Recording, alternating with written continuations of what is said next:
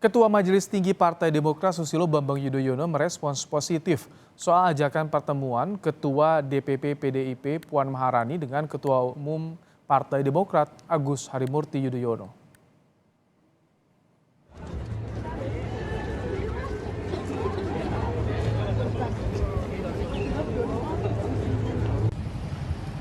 Hal ini disampaikan Ketua Majelis Tinggi Partai Demokrat Susilo Bambang Yudhoyono usai berolahraga di Gelora Bung Karno, Senayan, Jakarta.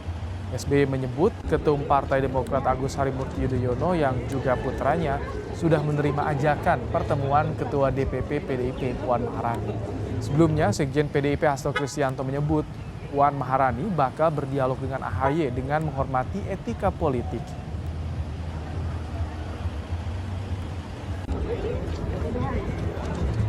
Saya tahu AHY selaku pemimpin Partai Demokrat merespons ajakan dari Mbak Puan atau PDIP untuk melakukan pertemuan dan berbincang-bincang.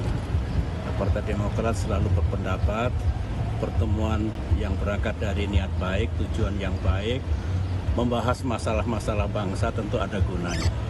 Jadi itu yang dapat saya sampaikan sekarang. Ikuti saja perkembangannya nanti. Yang jelas pertemuan niat baik dari manapun, siapa dengan siapa selalu membawa kebaikan. Kemudian ada Pak AHY, ya kan? Ya, berterima kasih kepada siapapun yang menyebutkan bahwa AHY bisa diperhitungkan dan sebagainya. Nanti Mbak Puan Maharani akan bertemu dengan Mas AHY untuk melakukan dialog, tetapi kami menghormati etika politik. Setelah nama Ketua Umum Partai Demokrat Agus Harimurti Yudhoyono masuk dalam radar kandidat calon wakil presiden pendamping Ganjar Pranowo, Partai Demokrasi Indonesia Perjuangan membuka peluang kemungkinan berkomunikasi dengan sejumlah partai politik, termasuk bertemu dengan Ketua Umum Partai Demokrat Agus Harimurti Yudhoyono. Sekjen PDIP Hasto Kristianto menyebut tak ada salahnya berdialog, namun tetap menghormati etika berpolitik. Sambil menunggu, toh lamaran dari Pak Anies Baswedan ke Demokrat juga belum turun, maka ya nggak ada salahnya kita berdialog, dan itulah uluran tangan dari PD Perjuangan dengan mengedepankan semangat persatuan dan kesatuan bangsa, dan itu hal yang positif. Mbak Puan Maharani akan bertemu dengan Mas AHY untuk melakukan dialog, tetapi kami menghormati etika politik. Jadi partai-partai yang sudah bergandengan tangan, membentuk kerjasama, kami hormati. Meskipun demikian, dialog kan sesuatu hal yang penting. Sementara saat ditemui di Bandara Adi Sumarmo Boyolali, Jawa Tengah, Ketua DPP PDIP Puan Maharani menyebut saat ini internal PDIP masih mencermati dan tidak mau terburu-buru dalam memutuskan bakal calon wakil presiden pendamping Ganjar. Lalu saya dalam acara MUI sempat bertemu dengan Mas AHY, jadi kapan aja saya membuka ruang untuk bisa bersilaturahmi, jadi bisa kapan aja. Tak hanya AHY, Puan Maharani sebelumnya juga menyebutkan sejumlah nama yang berpotensi jadi bakal cawapres mendampingi Ganjar, seperti Mahfud MD, Erick Thohir, Ridwan Kamil, Sandiaga Uno, dan Erlangga Hartarto. Tentu sejumlah nama ini akan jadi pertimbangan Ketua Umum PDIP Megawati Soekarnoputri untuk mendampingi Ganjar di Pilpres 2024 nanti. Tim Liputan, Kompas TV. Ketua Majelis Tinggi Partai Demokrat Susilo Bambang Yudhoyono bicara soal ajakan pertemuan Puan Maharani pada AHY. Benarkah pertemuan ini akan bermuara pada pembicaraan serius atau hanya sebatas manuver? Kita akan bahas bersama Direktur Eksekutif Indikator Politik Indonesia, Burhanuddin Muhtadi. Selamat sore, Mas Burhan. Sore, Ibrahim. Mas Burhan, kalau Anda lihat, ini muara pertemuannya kemana sih, Mas Burhan, AHY dengan Mbak Puan? Saya melihat PD Perjuangan pasca Rakernas itu mulai lebih inklusif. Sebelumnya terkesan PD Perjuangan menutup pintu dengan banyak partai, termasuk statement sebelumnya yang dikeluarkan oleh elit PD Perjuangan yang mengatakan Demokrat dan PKS sulit untuk berkoalisi dengan PD Perjuangan. Dan ternyata setelah Rakernas ada perubahan strategi yang menunjukkan PD Perjuangan lebih merangkul, lebih inklusif, dan itu ditunjukkan gesternya oleh Mbak Puan. Dan Mbak Puan ini kan putri dari Ibu Mega dan almarhum Taufik Kemas. Taufik Kemas ini adalah elit PD Perjuangan yang mampu menjadi icebreaker ketika SBY berkuasa sebagai presiden. Pak Taufik Kemas inilah yang berhasil mencairkan hubungan PD Perjuangan dengan Demokrat. Meskipun PD Perjuangan tetap berkoalisi, tetapi Pak Taufik Kemas dipilih sebagai ketua MPR bahkan oleh fraksi Demokrat. Nah, saya melihat Mbak Puan sedang mencoba memainkan fungsinya sebagai icebreaker tadi. Tujuan utamanya adalah meskipun mungkin hanya sekedar tanda kutip gimmick ya, terlalu tinggi kita memastikan AHY menjadi cawapres Ganjar Pranowo, tetapi gesture ini itu membuka opsi lebih jauh kalau misalnya Demokrat yang mengusung Anies gagal di putaran pertama, seperti yang ditunjukkan oleh banyak survei-survei kredibel hari ini, setidaknya PD Perjuangan dan Mas Ganjar bisa berharap untuk berkoalisi dengan Demokrat di putaran kedua. Oh, Jadi itu saya melihat. berarti ada, kalau misalkan ada harapan ke arah sana bisa berkoalisi, walaupun di putaran kedua ini bisa memecahkan kebuntuan yang selama 20 tahun ya kita hitung ya. Bisa terjadi Ya, itu. bahkan Ibrahim, kalaupun toh tidak bisa berkoalisi karena hubungan yang bersifat antagonistik antara Ibu Mega dengan Pak SBY, tetapi setidaknya pernyataan dari Mbak Puan, kemudian ajakan untuk bertemu ya dengan Mas AHY, kemudian gesture yang lebih ramah dan lebih simpatik dari Mas Hasto, itu setidaknya akan dibaca oleh konstituen Partai Demokrat, dan mereka ya para konstituen pemilih Partai Demokrat maupun pendukung Mas AHY itu terbuka untuk memilih opsi lain setelah misalnya calon atau capres yang diusung oleh Partai Demokrat tidak lolos putaran kedua.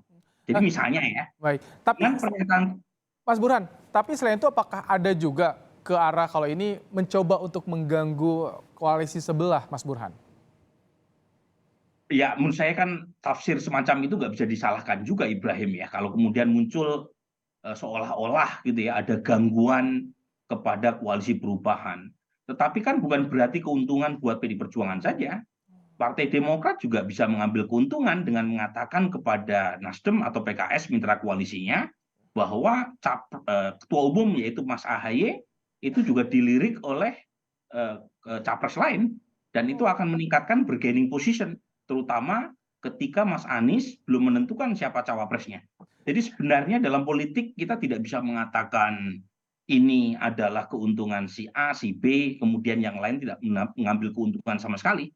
Jadi masing-masing saling memanfaatkan. Oh, jadi dengan adanya kode dari Mbak Puan, kemudian ajakan pertemuan ini memberikan dampak elektoral juga bagi Demokrat, bagi AHY sendiri menjadi daya tawar juga, Mas Burhan.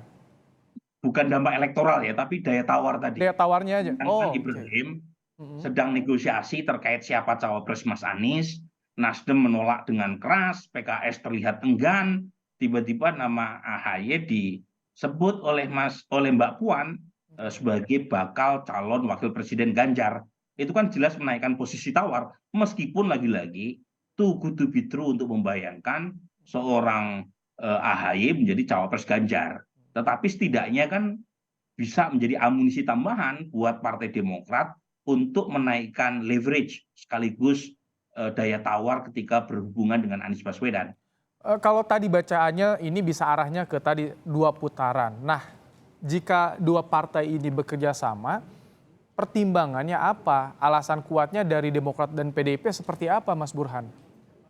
Ada 2. Yang pertama adalah chemistry. Nah, pada titik ini terus terang PD Perjuangan kalah set ya, kalah start dibanding dengan Prabowo. Prabowo jauh lebih lincah dengan mendatangi Pak SBY di Pacitan, apalagi Demokrat kan sebelumnya mendukung Pak Prabowo di 2019. Nah, sebelum ini kan PD Perjuangan terlalu kaku ya, kurang fleksibel. Tapi setidaknya dengan langkah dan statement dari Mbak Puan itu membuka opsi gitu ya, untuk mencairkan suasana. Itu chemistry yang pertama. Yang kedua adalah menurut saya mau tidak mau adalah kans siapa yang potensial menang.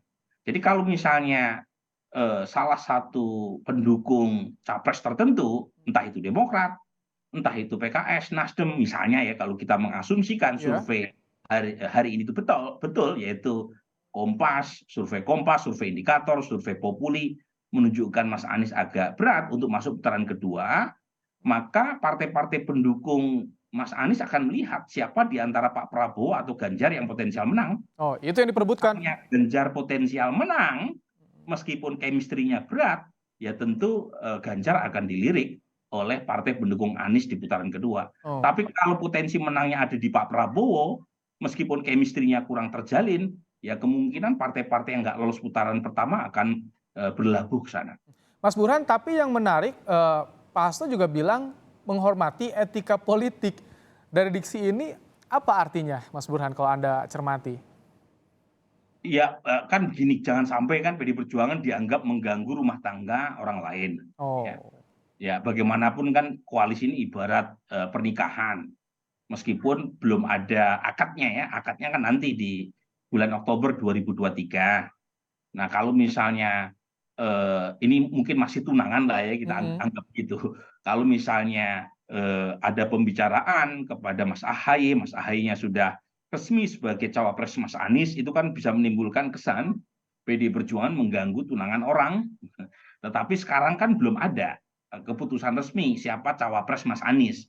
Saat yang sama Demokrat juga akan mengatakan di internal koalisi perubahan bahwa capres ketua umum mereka yaitu Mas AHY ini barang mahal, buktinya disebut oleh partai pemenang seperti PD Perjuangan. Jadi menurut saya sih saling menguntungkan itu ya, hubungan kedua tokoh ini, dan buat publik juga bagus. Bagusnya adalah mencairkan suasana ketegangan jelang pemilu 2024. Sehingga partai yang selama ini dianggap sulit untuk bertemu seperti PD Perjuangan dan Demokrat sekalipun bisa ketemu. Dan itu bagus buat mencairkan suasana bukan hanya di tingkat elit, tapi juga di tingkat publik. Nah, kalau dari Mbak Puan sudah mengambil peran sebagai icebreaker, bagaimana peran yang harus juga mungkin dilakukan oleh Bu Mega dan Pak SBY, Mas Burhan, kalau menurut Anda, untuk mencairkan ini? Nah ini bagus nih pertanyaan Ibrahim ya. Ini kan seolah-olah sindiran nih. Kalau putra-putri mereka bisa bertemu dengan tanda kutip mesra gitu ya, dengan indah gitu ya, masa orang tuanya nggak mau bertemu gitu ya. Kan orang publik bisa mengatakan demikian loh. Sedikit pasti bertanya seperti itu, tuh. Ya kan, bagaimanapun kan Mbak Puan dan Mas AHY kan dari generasi yang lebih muda, dan mereka pun bisa bertemu dengan baik meskipun berbeda partai, berbeda ideologi to some extent ya, meskipun secara umum keduanya berasal dari partai nasionalis, tetapi mereka bisa gitu ya bertemu dalam segala perbedaan, bisa sepakat dalam ketidaksepakatan, dan itu seharusnya ditiru juga oleh para orang tua, oleh generasi politisi yang sudah lebih senior, karena bagaimanapun publik mengharapkan 2024 ini kita disuguhi pertarungan yang programatik tetapi tidak menghilangkan aspek persaudaraan kita sebagai sesama bangsa. Oke. Terima kasih Mas Burhan. Sama-sama. Direktur Eksekutif Indikator Politik Indonesia telah menyampaikan pandangannya soal rencana pertemuan antara Puan Maharani dan Agus Harimurti Yudhoyono. Terima kasih Mas Burhan.